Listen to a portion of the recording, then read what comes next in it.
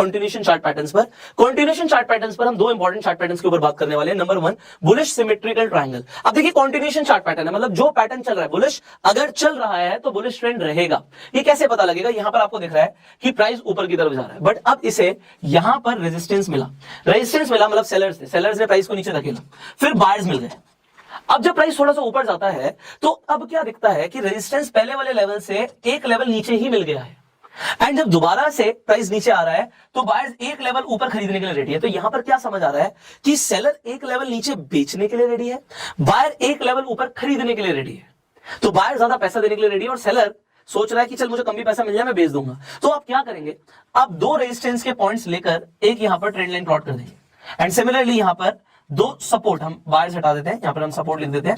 तो हम दो सपोर्ट के पॉइंट्स लेकर हम यहां पर एक और ट्रेंड लाइन प्लॉट कर देंगे, और हमें क्या दिखेगा? यहां पे ट्रायंगल लाइक स्ट्रक्चर हमें दिखेगा, और हमें यह दिखेगा जो प्राइस है वो एक ट्रायंगल लाइक स्ट्रक्चर के अंदर आ गया, इसीलिए ये एक ट्रायंगल है।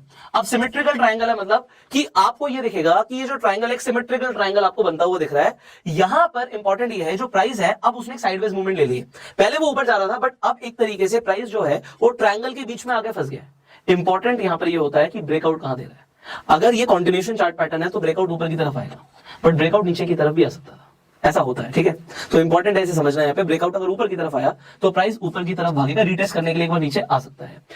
सिमिलरली बिल्कुल ठीक इसी तरीके से होता है हमारा बेरिश सिमेट्रिकल ट्रायंगल, बट ये बेरिश है। तो जो मूवमेंट है पहले वो ऊपर से नीचे की तरफ आ रही है, प्राइस बीच में आके अटक गया है एक ट्रायंगल लाइक स्ट्रक्चर के अंदर, जो आपको रेजिस्टेंस और सपोर्ट लेवल्स प्लॉट करके, दो ट्रेंड लाइन प्लॉट करके आपको एक ट्रायंगल दिखेगा।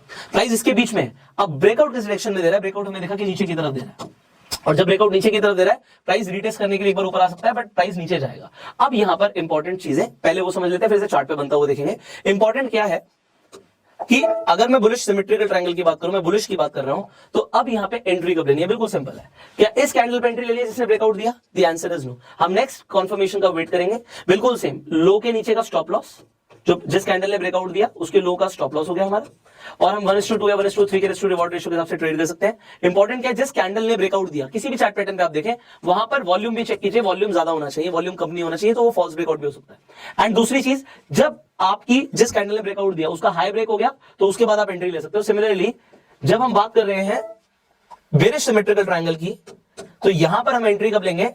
जिस कैंडल ने ब्रेकआउट दिया उस कैंडल का जब लो दूसरी कैंडल में ब्रेक हो गया तो हम लो ब्रेक होने के बाद एंट्री लेंगे, और हाई के ऊपर का स्टॉप लॉस लगा देंगे। अब यहां पर हमारा टारगेट क्या होता है? टारगेट होता है इस ट्रायंगल की जो विड्थ है ना, ये सॉरी हाइट है, ये जो हमारी हाइट है यहां पर, ये हमारे लिए एक पोटेंशियल टारगेट होता है।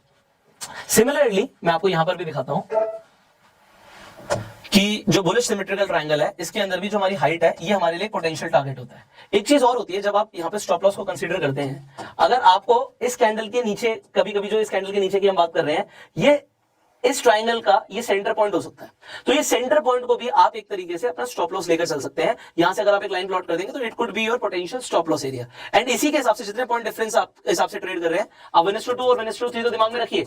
बट एक चीज मैं यहां पे और ऐड कर देता हूं, अगर आप ट्रेलिंग स्टॉप लॉस का यूज करते हैं तो आपको एक बड़ा, जैसे यहाँ पे हम देख रहे हैं एक बड़ा हमारे पास पॉइंट डिफरेंस है, एक बड़ा टारगेट है, हाइट हम जो देख पा रहे हैं, ये हमें एक बड़ा टारगेट भी मिल सकता है। ट्रेलिंग स्टॉप लॉस से आपको लॉस कम होगा, आपका प्रॉफिट ज्यादा होगा। अब यहां पर एग्जाम्पल भी देख लेते हैं चार्ट पे कैसा बनता हुआ दिखता है।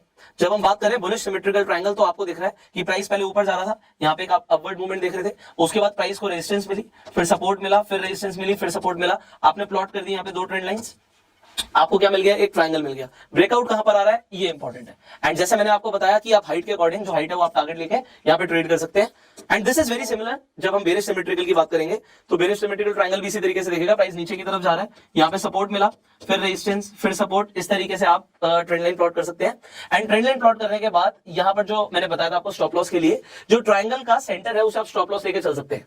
अब एंट्री यहाँ पर एक एग्जांपल है, वो आपको समझना है। आपको ब्रेकआउट तो यहाँ पर दिखा, बट ब्रेकआउट होने के बावजूद क्या लो ब्रेक हुआ उस कैंडल का? The answer is no. जब तक लो ब्रेक नहीं हो हम एंट्री नहीं करेंगे। हमें इस कैंडल में जाके दिख रहा है कि लो ब्रेक किया है, तो हम एंट्री यहां पर लेंगे। तो ये इंपॉर्टेंट चीज थी समझने के लिए